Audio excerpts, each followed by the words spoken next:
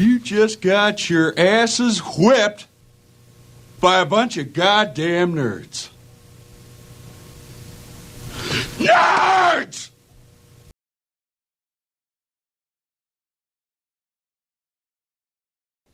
Welcome back, everybody. Exciting times. Peacemaker has dropped, and off the jump, for me, Peacemaker was kind of kind of riding the fence for me. It wasn't like great, but it didn't suck. So it was okay for me, the first season. This one kicked off and had a completely different vibe to it. A completely different, and you're laughing, and I'm not even talking about that. It had a completely different tone, a different feel, whatever. It was different than the first season, and yeah, I was it caught me right away. I invested 100% from the beginning, the way from when it started, and there was a lot of hype for this. And again, it's James Gunn. He's building his universe, and he's got the keys to the car, and he's driving it. And this is supposedly takes place right after Superman. And you've seen cameos. We kind of knew they were going to be in it. You saw Hawkgirl, you saw Guy Gardner, and Maxwell Lord. And of course, you see Peacemaker doing his interview, trying to join the Justice Gang. Doesn't go well. But yeah, just a completely different vibe from the first season. I think they got off. They got out the blocks really well with this first episode. There's only 8, so I think this was a good start to it. Puba, we are fresh off of watching this. What did you think about What about you think about episode 1, season 2? I'm in. I'm sold. I was not a fan at all of season 1. I thought it was a poor man's The Boys. I wish we had the conversation when the show was out, and we would have had that conversation. I would have loved to dog the first season, but I gotta say, and I thought I would have multiverse hangover, like just too much of multiverse. And I like this, like just that opposite version of a universe. Again, very similar to what we were saying for Ultraman coming out of the Superman movie. So, and maybe the Superman movie really told such a great story to lead us into this much more grounded version of the DCU. I like how they started it earlier in the DCU. They put it out there like the first season is canon now. It belongs to the DCU. So if you're looking for the first show for the DCU, it's actually Peacemaker. Or it actually makes then the second Suicide Squad, of course, James Gunn, right? The second Suicide Squad is truly the intro movie to this DCU because now that's canon as well. But the show overall had it's made, again, much like The Boys, a comedic version of non-dry humor. If you have dry humor, this is not the show for you. But I think they kicked off this season phenomenal. Again, I was intrigued. Dialogue was great. The pieces of the puzzle, the Easter eggs, from Argus to the alien. I don't know if that's like a version of John, or is that the alien version of a Blue Beetle? I look at it more as like just maybe more random than it being anybody in particular. I didn't see anything that would suggest it was anybody. I didn't see anything watching the show thinking it was Martian Manhunter or anybody else. I didn't think it was. I mean, if it is somebody, I'm sure we'll find out later down the line.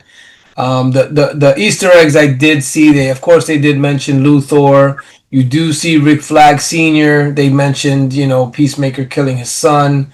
The ones that I did notice is when he was back when he was in the alternate universe. His brother's there, and his brother said, "I thought you were in Bloodhaven." No, I no, they didn't say Bloodhaven. They They said said Bloodhaven. Bloodhaven, yeah, because it's Bloodhaven. the way it's spelled. It's supposed to be, but I've always heard it referred to as Bloodhaven. So maybe it's a different That's what I pronunciation. noted. But it could be just because it's a different Yeah, universe. that's what I'm saying. Yeah, Bloodhaven is Bloodhaven, which is fine. It is what it is. and But in this in the father's room where the universes kind of connect. The paper clippings on the wall. I don't know if you noticed. Ultra Humanite. yeah, Not the Ultra Humanite. So he's going in, and this is what I think as fans we're always kind of hoping for, to seeing who's gonna pop up. Are they able to do this with Marvel? It wasn't something that they can do until recently because they didn't have the rights to all their characters. So we'll start seeing that now. But it looks like James Gunn is gonna have free reign to do whatever he yeah, wants, and I'm looking forward to that. And this is again, Peacemaker. I wasn't where you're at as far as you didn't like it at all. Again, I was kind of on the fence. It was okay to me, but this one, they kicked it off with a bang. This one, and wow, White Rabbit, another the girl running out before he went in for his interview. That that character's name is White Rabbit. yeah. Lord talked about looking at her thing and Yeah, mentioned it. and again, and as far as tone is concerned, Oh, James Gunn made it very clear. He made a statement.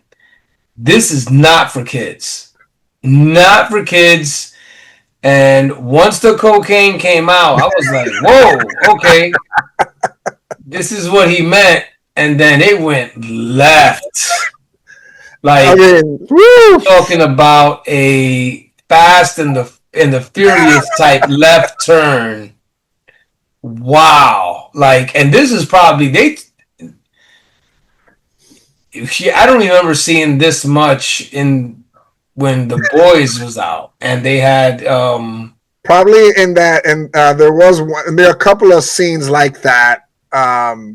but Your mother's milk gets caught in the bathroom. But no, no. Listen, again, I think you said it first, right? That the interview, which is great. The interview was great. The play between Hawk Girl and Green Lantern with Lord, and they pranked him not muting the mic. I mean. He said, I must have said I was looking at her muff 30 times, or he mentioned it like 30 times. no, Like, he actually said camel toe. yeah, he said he mentioned it Um, like 30 times. Yo, awesome. Awesome. One of the things I will say this. One of the things, and I'll take it and I'll reference another DC show, which was Titans, and I felt Titans was the cursing was forced. Like I felt they were just dropping f bombs just for the sake of doing it. Like I remember Robin said "f Batman," and I'm just like, it didn't seem authentic. And this is not something we see in the comic books, but still, it just didn't seem right. They're all dropping f bombs. It was just off for Titans, and I wasn't a fan of that show. But that was one of the reasons. Was because the dialogue seemed forced. Here was a lot of again, this is definitely not for kids. They're dropping they are dropping a lot of f bombs, but it doesn't seem forced. Like the dialogue is different. It's just not. It's again different feel. Different feel. Didn't feel forced. It kind of flowed with the conversations they were having. And again, this is not Marvel. It's not for kids. It's not Disney. It is on brutal. it's on some other shit. It, it's probably as brutal as Hardcore's bar fight. Because again, while they're not holding back with the language, the Peacemaker's party at his crib showed again just that, like you said, we're not holding anything back. We're going to show the DCU at its darkest form in any form or fashion. Full frontal. Yeah, it's full frontal. But even like the hardcore bar fight, which I love the way he diagnosed her, that she had something like above masculinity, uh, Yeah. uh, something of that nature. But like, when was the last time you seen a woman get beat down like that? Like, we don't, unless it was Kill Bill. Probably the only time I've seen a woman get bloodied up like that. Nothing's being held back, and at this point in time, I'm all in. Again, with what they did, pushing this over the edge, again, it gives me the boys type of feel. And if it gives you anything less than that, please let me know. But at the tail end of it, a DCU in this darkest, I can't wait to see Clayface now. Now what I've seen what they did here, I can't wait till they do the Joker. Like, how dark can they really get? Kudos to how they really, the feel of this is I feel like I'm reading a comic book. Well, I said that a while ago. Like, I don't know why. I look forward to these movies, these shows, because like you just said, you felt like you're reading a comic book. We're seeing a comic book on a big screen on our TVs. It's crazy that this is the time where we're at now. Before, seeing Adam West as Batman was crazy because it's like, wow, we get to see a live action Batman. And now it's all over the place. With how many times we've seen them. We've seen the character portrayed by different actors. We're seeing streaming services, movies, all this. We're able to see it all. And you're talking about you can't wait for Clayface. I can't wait till next week.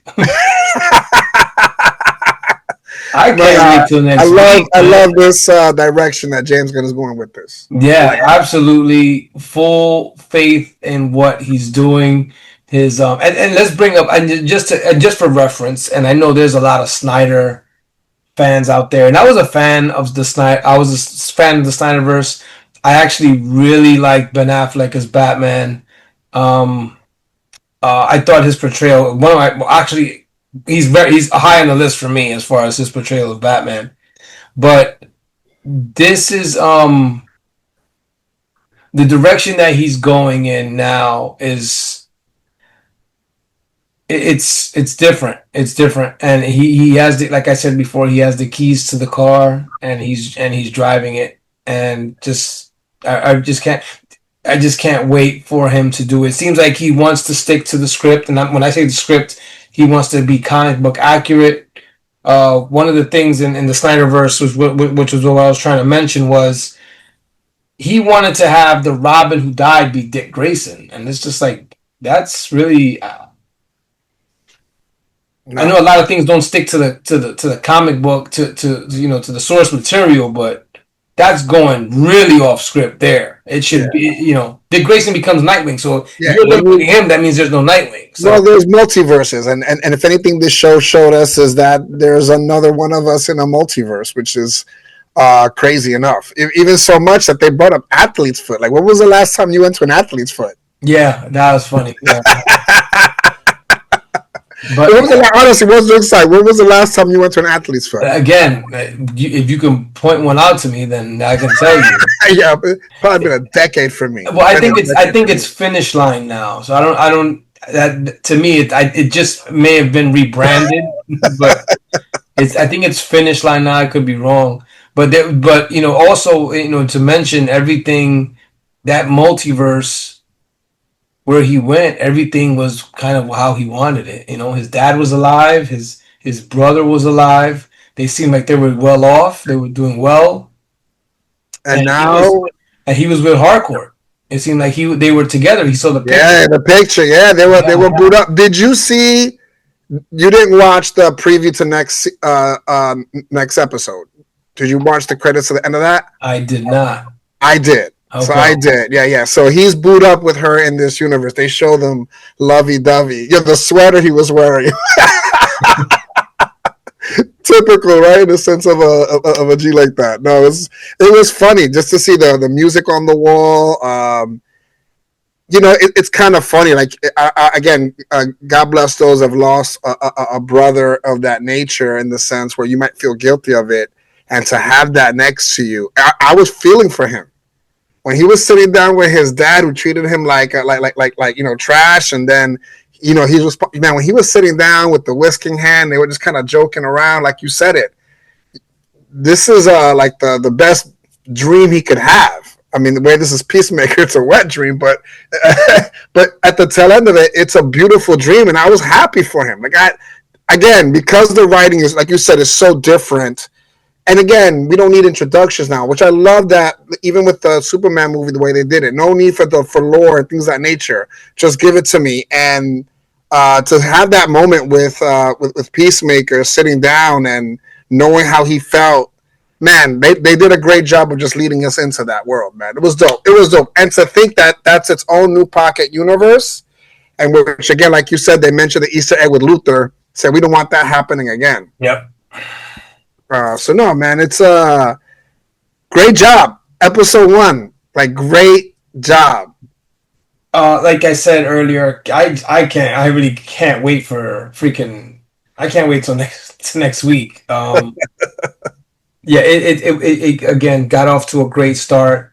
I'm anxious to see the cameos that are kind of teased. And look, we got a couple already in the first episode, and it's off to a great start. We are fresh off of watching this show, and it's one of the first times we were able to just straight from the show and record, and it's excited for this because again, and we'll look at James Gunn, and he's really doesn't really kind of follow everybody else. Guardians of the Galaxy, not A-list characters. The Suicide Squad. Think about who he used in the Suicide Squad.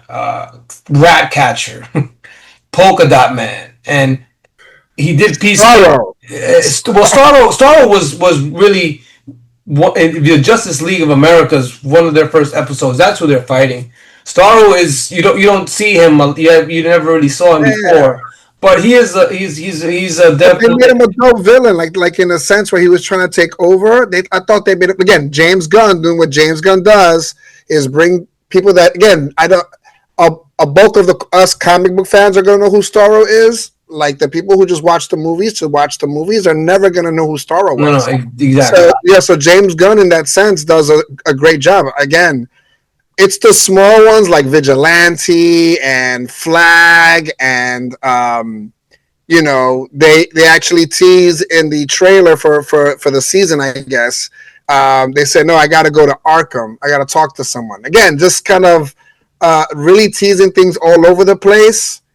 Belle Reve alone is such a dope concept. Like if they did a show of Belle Reve, just Belle Reve by itself, think of the cameos they could possibly do. That'd be crazy. That was brought up at the end. That's where Luthor was going. And from what I understand from Creature Commandos, because that ties into this as well, because you see, even though it's animated, you see Rick Flag Sr. Apparently Cersei is there as well. So it looks like Cersei is there and Luthor is there. And it's been mentioned. They're planting seeds all over the place just to once all that starts growing, you'll see what it's gonna look like. I honestly, I'm super excited. And again, I can't wait till next week, and we'll be back next week. Thank you for everyone who has subscribed and supported us. We're at 306 subscribers at this time. If you haven't subscribed, please help us out and hit the subscribe button, like and share, and we will return. The worst episode ever.